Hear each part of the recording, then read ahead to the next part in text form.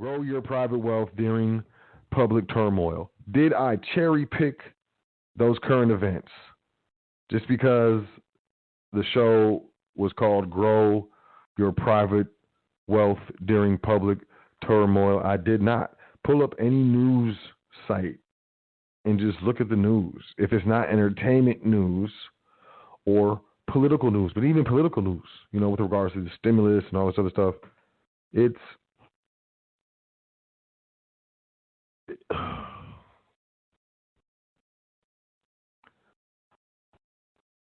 when it comes to the public, I feel like there's a lack of a distinction. What is the distinction? What is it?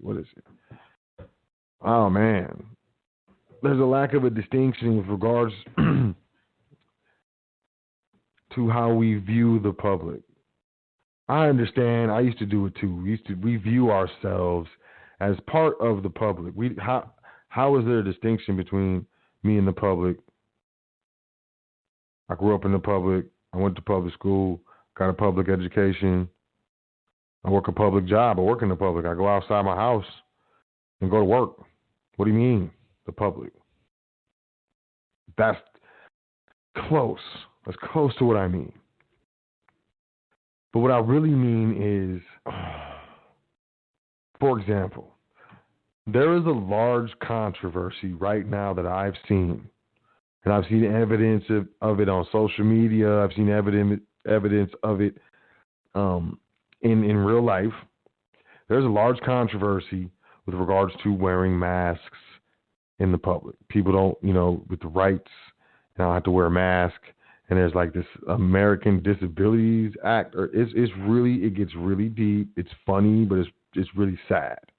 And I don't know what side you're on. I don't even know if you have a dog in that fight. What I'm going to tell you is that first and foremost, if you are walking into a business that was organized at the Secretary of State in that state, and it is there only through the permission of the state, is created by state legislation, and it owes its existence to the state legislation, and it's registered at the state. You can look it up, and it's got business credit. And, if it's registered, fam,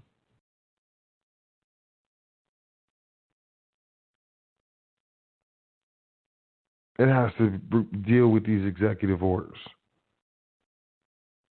Now, do we have to deal with executive orders? I don't know. It depends on how you look at it.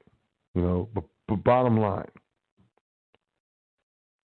when you have a private business, when you have a private family business, especially when you operate said business through a private contractual trust, all right? This business does not have to follow executive orders. That's the difference between a private business and a public business. One is organized at the state level. It files a state and a federal tax return. It owes its existence to legislation, meaning it's a corporation, it's a limited liability company, it's a partnership. These things owe their existence to legislation. These things are public. And when you walk into a public business that was organized at the public Secretary of State level,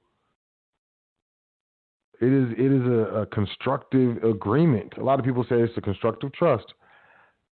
Cool, but at the very least, it's a constructive agreement. You were assumed and presumed to understand that when you walk into a business, you are not in the private. You are actually in the public.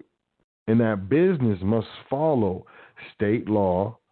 And a lot of times it must follow executive orders if the business is a U.S. citizen.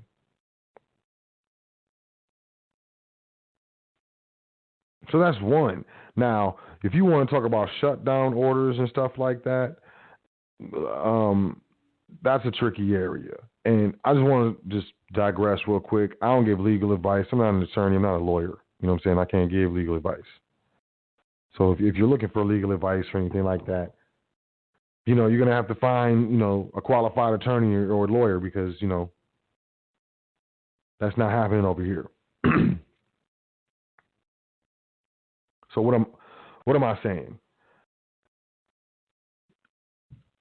So are you saying if you organize your business privately through contract trust that's not, doesn't owe its existence to legislation, are you saying that it doesn't have to shut down when they say businesses have to shut down due to the pandemic? Technically, yes, that's what I'm saying. What I'm also saying is you got to be able to stand on that. If you're gonna do that, you got to be able to know why you're doing it, how to substantiate it calmly, respectfully, nobly, not participating in or creating a public controversy or anything like that. But at the same time, you got to understand you're dealing with mostly U.S. citizens. That's what most people don't understand when they go private. Is they go private and, I'm in the private, but you think that now you're in the private, you don't have to deal with U.S. citizens. And that's absolutely false.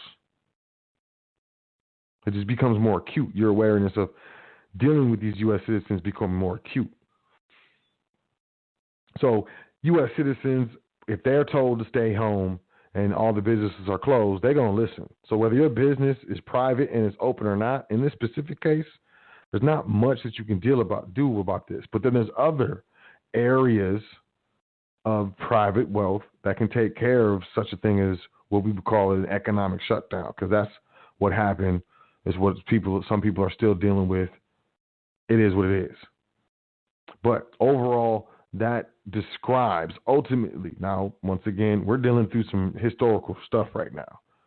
Right now, absolutely historical. We'll go down in history books. What we just walked through and what we're walking through right now. So I'm not necessarily talking about that, but I'm saying that, when I read all of that craziness with the current events, World Economic Forum, Federal Reserve banks,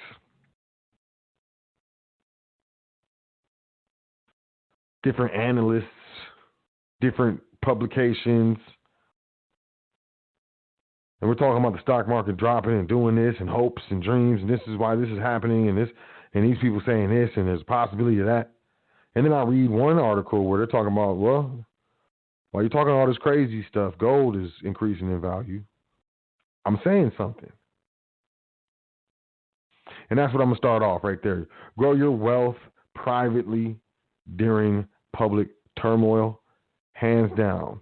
Number one, if you hold your wealth in real money, true money, privately. This is something that needs to be drilled into your head. If you're talking about going private, that means you're talking about the change in lifestyle.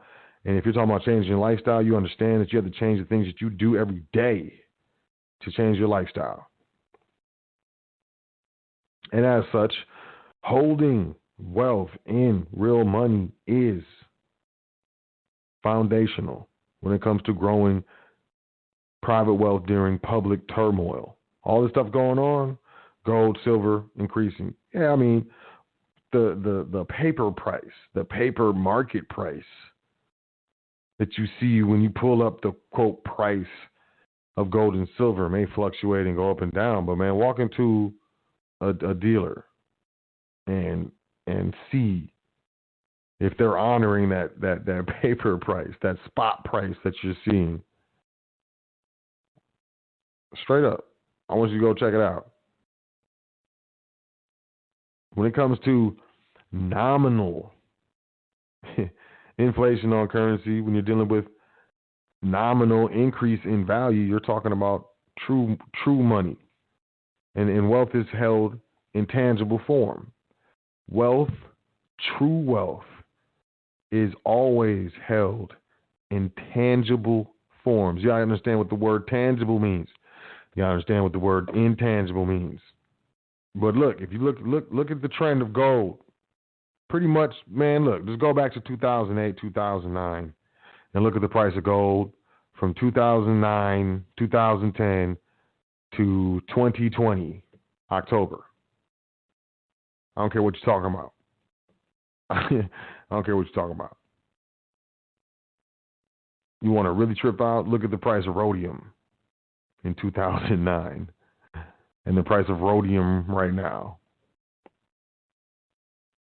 True wealth is always held in tangible form. Precious metals, gold, silver, platinum, palladium, rhodium.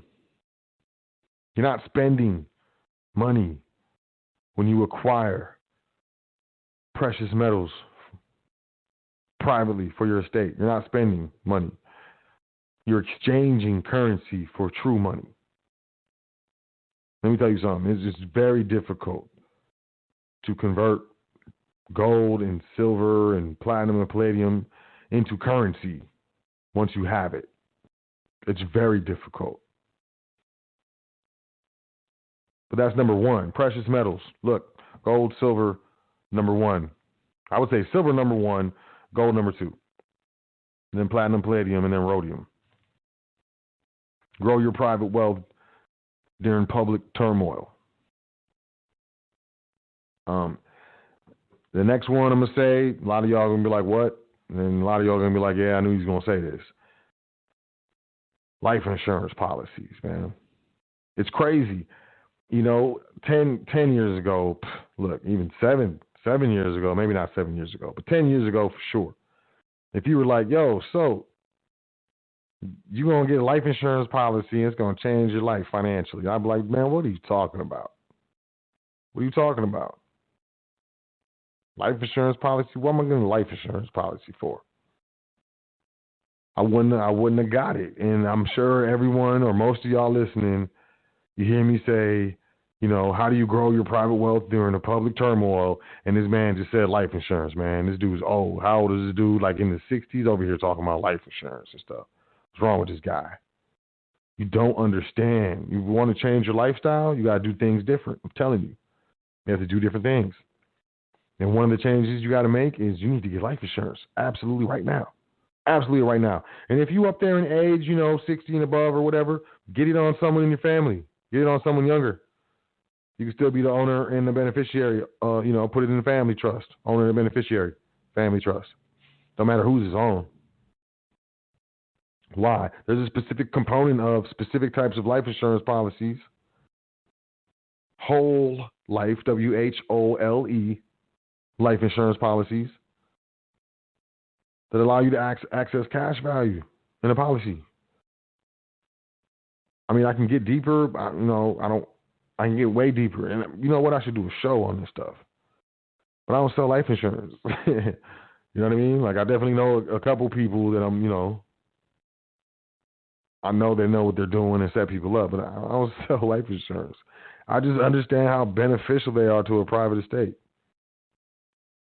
And how, well, everything's going crazy and everything's going on. That money's just sitting there. That cash value is just sitting there, just waiting for an emergency, waiting to make interest off a loan, waiting to be a down payment or an entire payment for a property, waiting to pay the mortgage payments or pay the rent payments of people within the family estate who were laid off because all the jobs got shut down, the economy got shut down.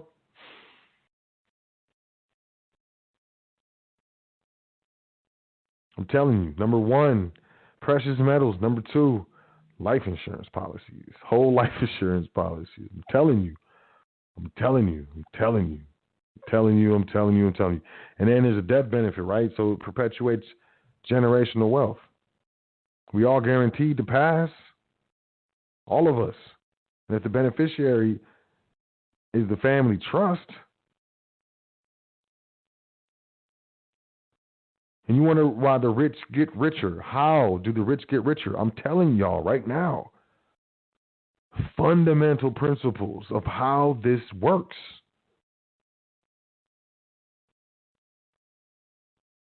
Specifically, I know people don't want to hear it. I know people, oh man, it's too much. I don't have time, and I don't know nobody, and I ain't got the money to pay for life insurance, and I can barely feed myself. And I mean, okay, you gotta do different things. You changing your lifestyle, that means you gotta change the way what you do. You're gonna do different things. Grow your private wealth during public turmoil. I'm gonna jump on number 3. Real estate. Come on, y'all. Real estate. Come on. Come on. You got a brother, you got an uncle, you got a sister or something. Your wife, your girl, your man, your homie. Y'all can get together, co-sign on a loan. First-time home buyer, get a fourplex. That's where you start. People start with partners all the time. People just don't want to do it. It seems too big. The mortgage payment seems too big. Like, how am I going to pay this mortgage payment and I got to pay it for 30 years? How am I going to do that? And then it's really big. Of course it's big. You're about to make money off this thing. But what if I don't get it? What if I'm not able to rent it out? Hyperventilate, pass out himself. There's people doing it every day. Why can't you do it? Yeah, it's a big payment. Yeah, it's for 30 years. So what? If you never buy a property, you think you ain't never going to be paying rent for 30 years? You're going to be paying rent for 45, 50 years, man. Especially if you get a multifamily. Because you got other renters that's paying. And then if you have to pay something, you can pay, but you ain't got to pay the whole thing. It's the name of the game. Real estate ain't going nobody. People, food, clothing, shelter. That's the 3 necessities of life. Food, clothing, and shelter. Period. Shelter is one of the necessities of life. You own land. The estate owns land. Build a shelter on the land. It's called an improvement. Necessity. Life necessity. Everybody. Billions of people on this planet. Stop renting. If you can. And you be like, I can't. Yeah, you can. You can't see it. You're not putting as much energy into the how can I as in the energy that you put into the I can't.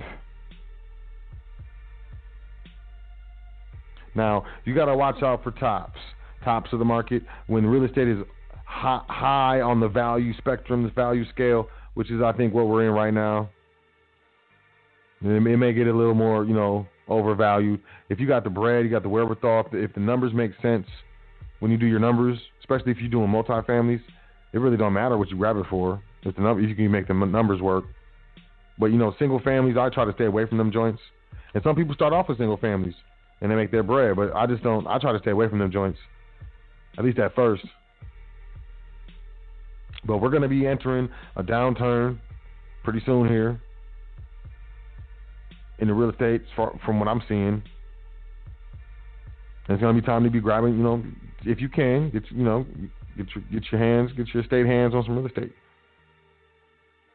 It's important, man. These are things that you use to grow your private wealth during public turmoil. There's real estate, a property, duplex, triplex, a fourplex. Those are very, very, very, very flexible assets. Short-term rentals, long-term rentals, emergency spots for you to live, caretakers. You can do home equity line of credit. There's a lot of things you can do when you get, creative, when you're dealing with creative real estate and creativity. Now, I'm not giving trading advice. I usually don't talk about this kind of stuff. I ain't giving no trading advice. But what I will say is, another way to grow your private wealth during public turmoil is to, during the turmoil, because you look at these, these companies, the stock markets and stuff, president say one thing, it goes down, president says another thing, the value increases. You know, and being able to ascertain what a value asset company is. You know, what is a value asset company? I would definitely say food, clothing, shelter. Anything that deals with food, clothing, and shelter is typically going to be a value asset company. You got to do your research.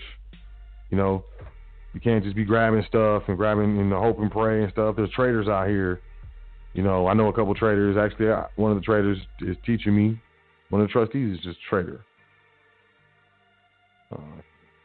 Market trader and stuff. Teaches, you know, starting to teach me some market trading and stuff because, you know, I think that stuff is where it's going. But, you know, being able to understand value asset companies, you know, companies, especially dividend paying stocks. You know, you buy the stock and then, you know, every quarter, you know, you get money. The estate gets money for owning that stock. It's kind of like interest, but a little different. And those, you know, over time builds that passive income. That income that's coming into the estate that no one has to technically work for.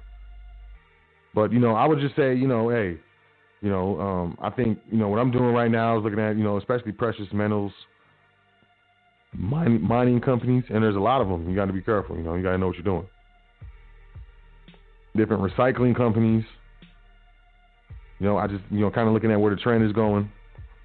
But if you can, you know, if you can spot value asset companies, you know, the stock market, you know, there's a lot of wealth to be made in the stock market during public turmoil. There's a lot.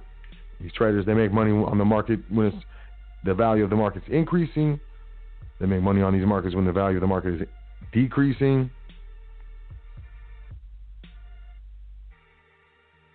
But, you know, it's something, you know, no one really thinks about. Oh man, you made millions of dollars when the market was crashing. Happens all the time. Happens all the time. All the time. Happens all the time. It's called shorts. You can short a stock. You can even short the market. You can short certain sectors of the market. And, you know, as soon as these sectors or these stocks start losing value, you get paid. And I think, you know, everybody should, you know, I don't think these markets are going anywhere. I think, you know, the markets are part of the run rate, the investment. So, you know, I think people are going to invest forever. It's a permanent industry. Investment is. So, learning how to, you know, and not put everything in there. Of course, you better allocate and you better, you know, diversify, and you better, you know exactly what you're able, as far as the estate is able to allocate for. Basically, what it is, you know, stock market. If you do it wrong, it's gambling. If you do it correctly, it's safe gambling. I'm being honest. But and then I'm gonna say family business. And I'm gonna say that because, you know, when I studied the educational system in this country, you know, I studied it.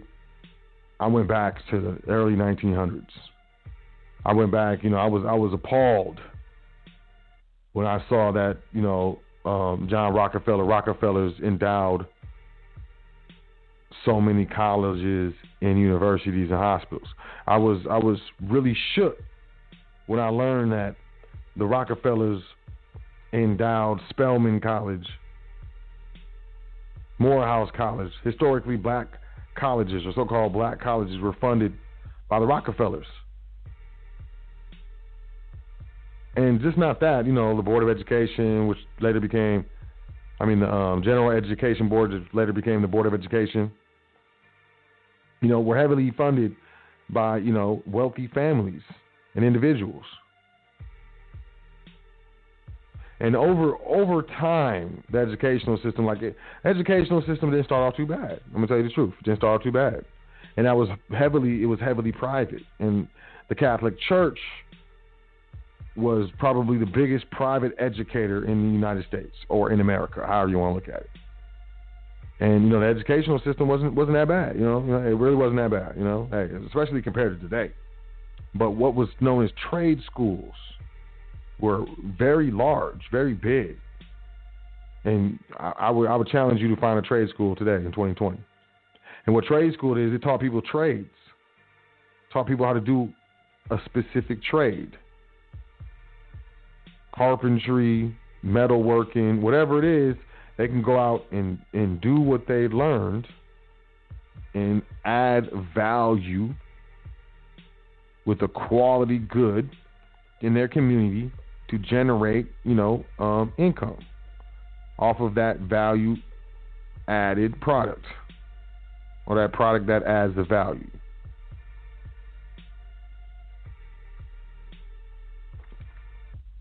But, over time, trade schools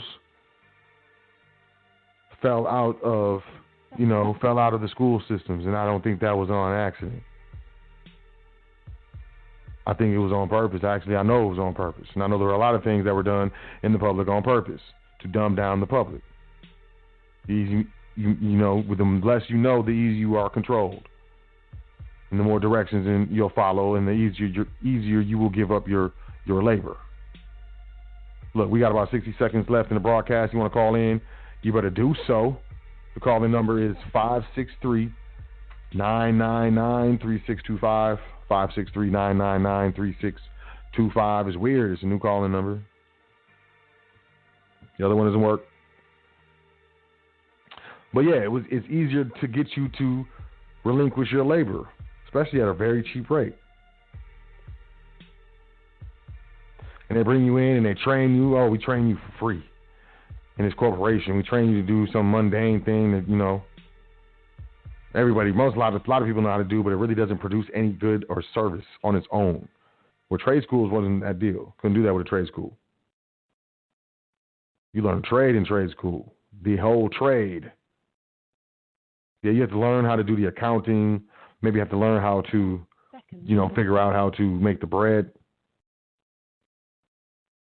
Figure out how to, do the, the advertising.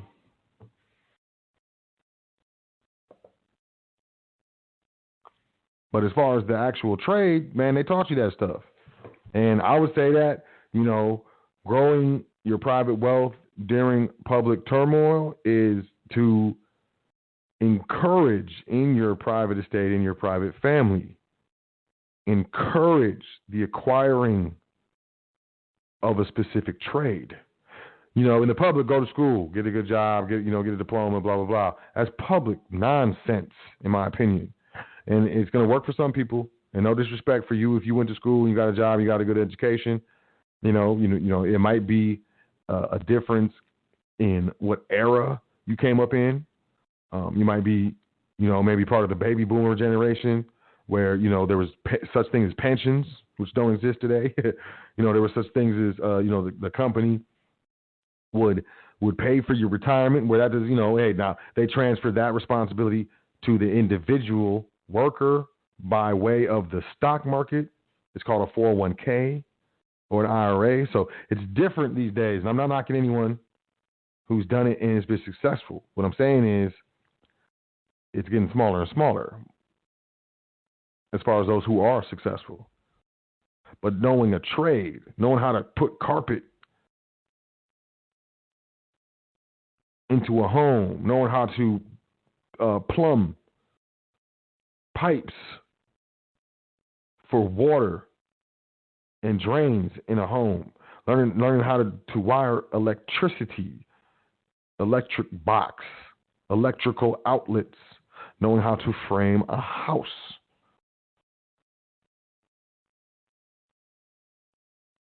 These things are in short supply. And the crews that do construction, the crews that do masonry, the crews that do concrete, the crews that do this stuff, the utility work, when we driving through, or traveling down the road, when we see these work crews, most of them, don't look like me.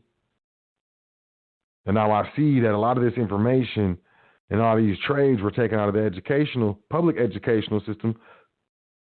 So this information, these trades, can be hoarded by certain or specific so-called classes of people.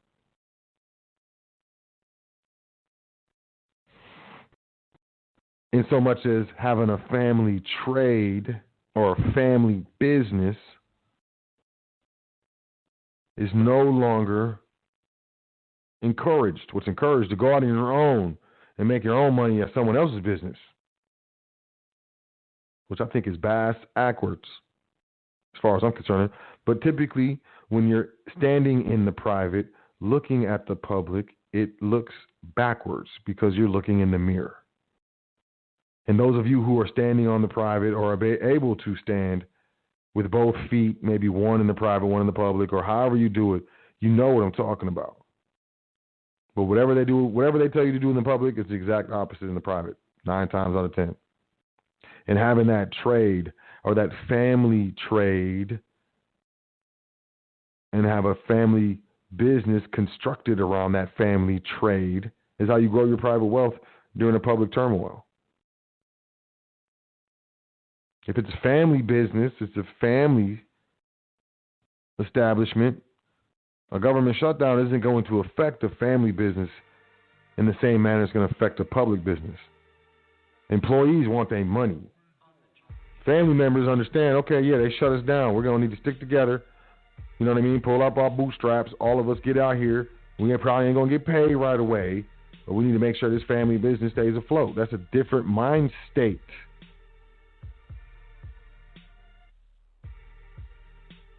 It's a different constitution. It's a different ideology. It's a different demonstration that exists in the private.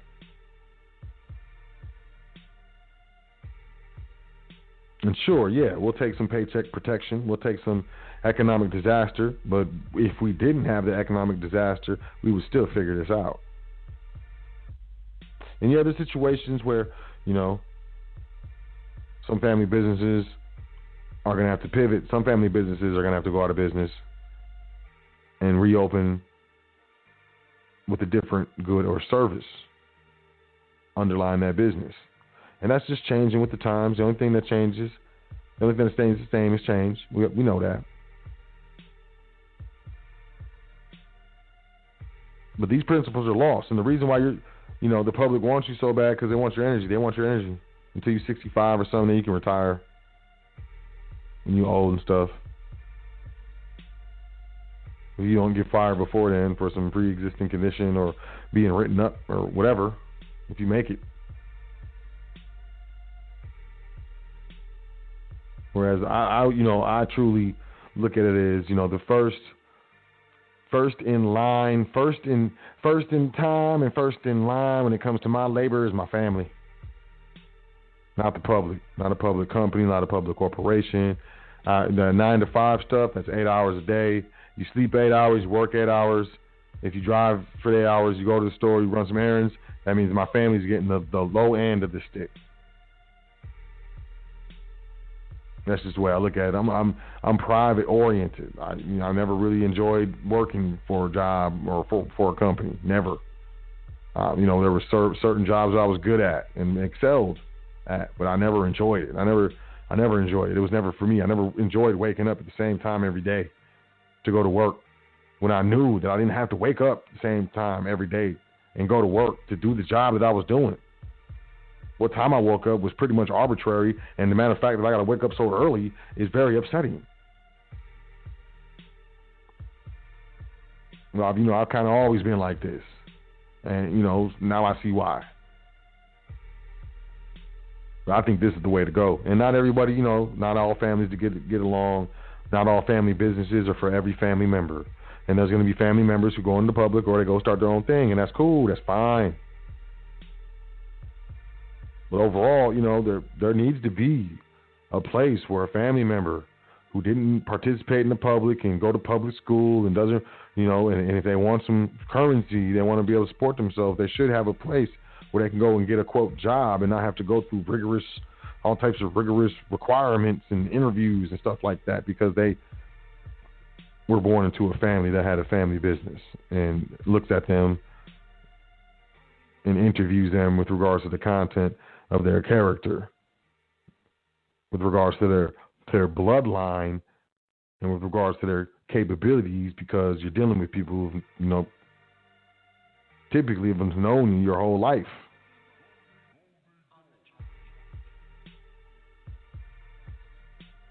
That's as far as I'm going to go with regards to growing your private wealth during public turmoil.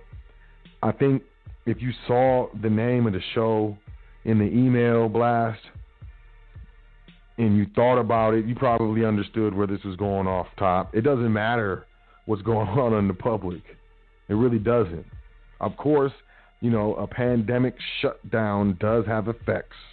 And depending on what your business or what your occupation was, some of the effects are more severe than others. But I'm saying overall, because it's not just one thing. A wealth strategy, a family wealth strategy is just that. It's a strategy. It consists of multiple points, multiple objectives, multiple initiatives, not just, it's not singular. So being able to hit all of these targets consistently over time is what grows your private wealth regardless of what's going on in the public. It doesn't matter. Short of war or pandemic. And then even in those situations, and even in situations of pandemic, there's private businesses, there's family businesses right now that are making more money than they've ever made. There's public businesses right now that's making more money than they've ever made. As well as there's other businesses that'll never come back. And that's where when you have family members who are not only educated but are invested in the success and administration of the family estate and the family business, the navigation through pandemics and wars will be attainable. I'm not necessarily going to say easily attainable, but hey, there's family businesses and families and bloodlines and all types of things that have lasted through multiple wars, world wars, and all types of stuff. So it can happen. You just gotta know that you can do it, and your bloodline is worthy. You're worthy. So many things are spiritual. When you get into trust, when you get into this stuff, you're getting spiritual. A lot of people be like, "Oh, I'm not trying to pay taxes. I'm sovereign. I want my fiat back. I want the $100 million bond with the treasure." I get it. I understand what you're saying. 100%. I get it.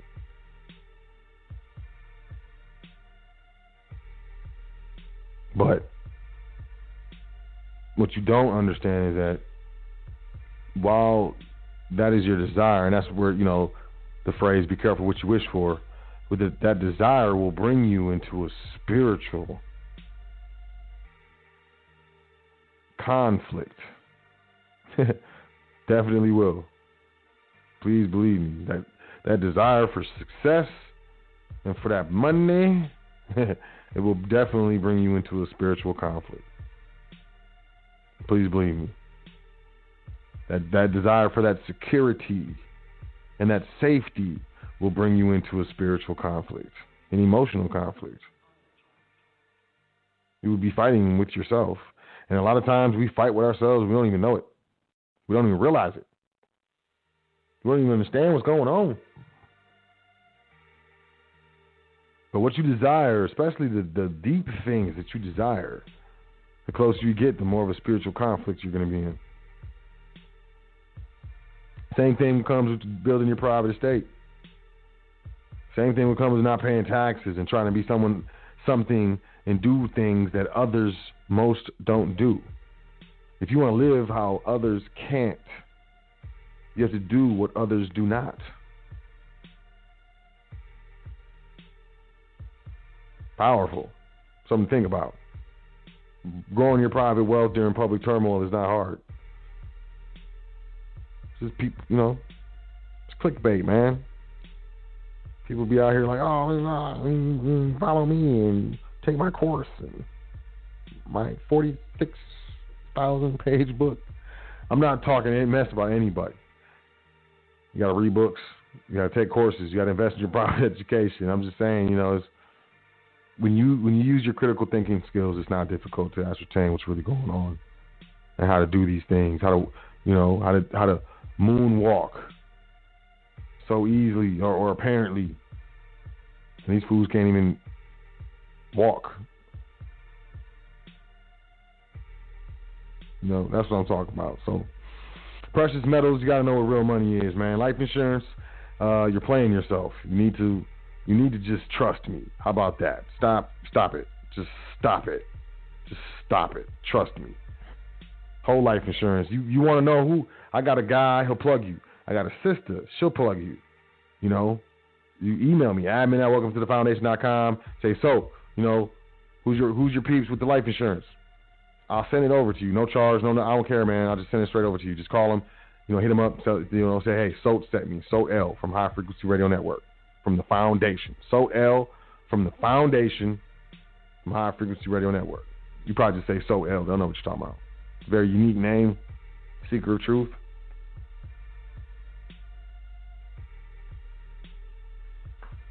Or is it a way of life? Precious metals, life insurance. Quit playing. Just trust me. Life insurance. Whole life insurance. You got to get the right one. You can't just jump out here and get some term life insurance. It's not it. And you're done. Oops. Wrong. Cancel it. Don't change your stuff, you know, without talking to someone. I don't give legal advice. Precious metals, real money, life insurance, real estate. Quit playing. Value asset companies. Value asset. You're not going to sit out here and tell me that there's not companies that don't add value to humanity. You know what I'm saying? You got to learn. There's things we got to learn. Like your family business, your family trade, your trade, but the ultimate should be to turn what you're learning as a trade, turn it into the family business. And these are just the fundamentals, you know, what like the 5 pillars.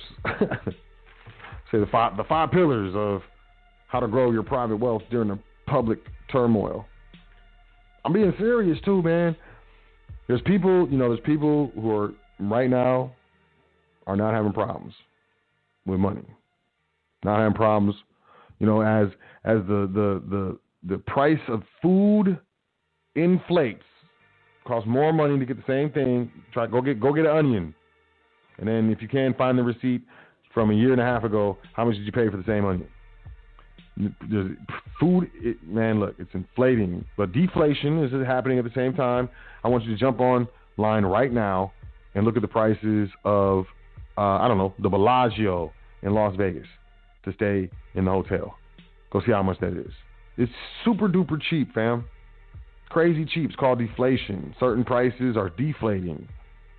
Other prices are inflating. Deflating prices in hotels in very, very high traffic destination locations versus inflating prices in staple human necessities, food, clothing, shelter. Food. Homelessness is crazy. Tent cities everywhere. People are living in tents, man. In parks, man. Food, clothing, shelter. And yeah, I don't know. I guess it depends on what brands you get, what type of quality clothes you get. Maybe cheap. But, you know, quality stuff is getting more and more expensive. And even the brands of clothing, tools, a lot of consumer goods too as well, that used to be quality are no longer quality, fam. I grew up with certain things were quality. They're not quality anymore, man. It's crazy. It's just a hollow name, a hollow brand. Don't let your family business become a hollow brand. Like Hollow Man. Yo, I'm going to get to the phone lines. Would love to hear from y'all. Go ahead and press 1 on your keypad. I'm going to jump into the phone lines in a minute. But I appreciate y'all, checking out the show. I encourage you to email me, admin@welcometothefoundation.com. I encourage you to set up your private estate, business trust, asset trust, family trust, getting into trustee training. I encourage you to check out the website, welcometothefoundation.com. I encourage you to learn and do different things. Learn different things and do different things so that you can achieve and receive different results. It is kind of late. Oh, wow. Okay, so let me take a call or two. Someone said, like, I noticed you don't be taking callers really anymore. Yeah, that's true. That's true. I just, I'm gonna be honest, every stuff I'll be trying to get rid of, not get rid of. Well, yeah, there'll be stuff I try to get rid of off of my to-do list. That's how I was thinking about it. I'm just, lately I've been doing a lot of things, and,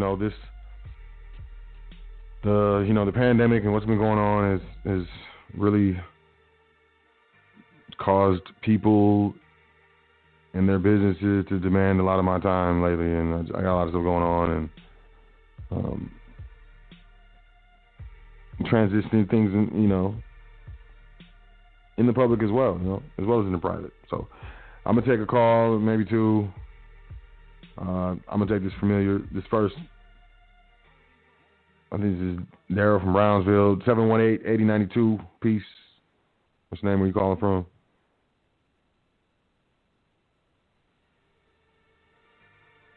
Seven 8092. Your mic is open.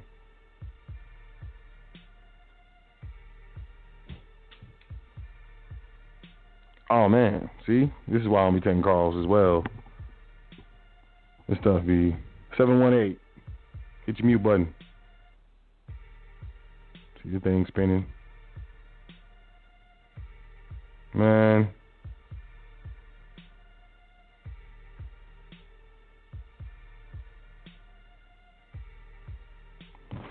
Let me go down here. Let me go down here to 214. Let me go to the bottom. If this isn't working, I know it's 214-2375. Peace. What's your name? Where you calling from? Peace, Sot. How you doing this evening? Oh, peace, fam. How you doing? So far, pretty good. Another great show. Oh, thank you, man. Appreciate it, man. Definitely appreciate it. What'd you get from it? What'd you take from it? What's the probably the most compelling thing that you heard during the show? I'm gonna put you on the spot, blah. All right. Not counting the current events, honestly, it's that life insurance, and I really want to get with you on the private side and see what your plug is talking about, because I went and looked and tried to find a couple of my buddies, and one of them just straight up doesn't even offer it through his company. The type of policy you had mentioned with the whole life. Yeah. Yep. And then I remember you had mentioned it earlier, and then I don't know if the other guy I talked to, he was really trying to push something else, so I went in and talked to him for about 2 hours in the office. And it's, like, English, do I speak it? I told you what I want before I even came in. You said, yeah, you got it. And here we are talking about, variable rates and all kinds of stuff. And it's like, look, I just really want to, give you a money order and sign this paperwork on behalf of this trust. Yeah. So what ended up happening? I basically just had to tell him thank you for his time and say bye, and then he wanted to take me out for lunch. Like, oh man, I feel like you are feeling some kind of way. And he's like, well, you don't have to feel that way. I had to clear it up. I definitely did. Like, told her what I wanted, came in, and they're trying to sell me on everything else. And I'm aware that you might be taking a little haircut on commission, but at the end of the day, business is business. We never go broke making a profit. That's what the old folks tell me, at least. Yeah, it's more than a little haircut, but yeah, I got a guy, man. You should hit me up, man. I'll give you his number, man. He ain't gonna play with you. All right, we'll definitely do it. And he'll be licensed everywhere. Say what? Yeah. He'll take care of you. Yep. Cool. There's people in Canada. He took care of them. I was like, dang, okay. But I guess he knows people everywhere. They be going to them conferences and stuff. Gotcha. Industry conferences and whatnot. All right. Well, yeah, that was the main thing, because like you said, like, you're in essence paying for something that you're going to cash out on, because at the end of the day, stay healthy, eat fruits and vegetables, live a long life, and, have a high quality of it, but eventually it's going to end. And if your family estate can benefit from that, financially, why would you not? Like, something's going to happen anyway. You should definitely make it rain on the family's forehead. Yeah, exactly. And from what I understand, there's tax deductions and stuff. I don't know. I'm not a tax attorney or accountant or anything. But, I mean, there's other benefits as well. But, yeah, absolutely. I've read something similar. Mm-hmm. Premiums, and then if you were to borrow against it, and then paying back that loan, like, I shouldn't say that. It's stressful to be borrowing against it and then paying back that loan. That definitely helps move some numbers around, at least from what I've gathered. But I also am not a tax attorney. Yeah, not a lawyer. Yep. Well, yeah, man, I just wanted to tag in and tell you, good job, and appreciate you kicking out the good stuff for the fans. Yeah, man, no problem, man. Everybody's listening. Appreciate you chiming in. We do that. Appreciate you doing the show, and I'll holler at you tomorrow about insurance guy, and then we'll see what we can get popping for the future. All right, yeah, man. Let me know. Talk to you soon, man. Appreciate you. Peace. Call dropped. Caller has dropped. All right, y'all, I'm out of here. What, should I try him again? 718-8092. I'm talking to you. Oh. It's all good. I love y'all. I appreciate y'all. I trust y'all have a great week. Trust you had a great week. I think, if not now, whenever. When? You know what I'm saying? Whenever. It's time to do something different. Just there's a lot of things coming down the pipeline as far as, the United States goes. And, the more of a dependency that you and your family has on the United States and, things effectively connected with the trader business within the United States, you got to understand the hospitals, those are businesses, the more dependent you are, the less control, I guess, you're going to have. So the more you can reduce that dependency, I would say the more accountable, more responsible, and the more free you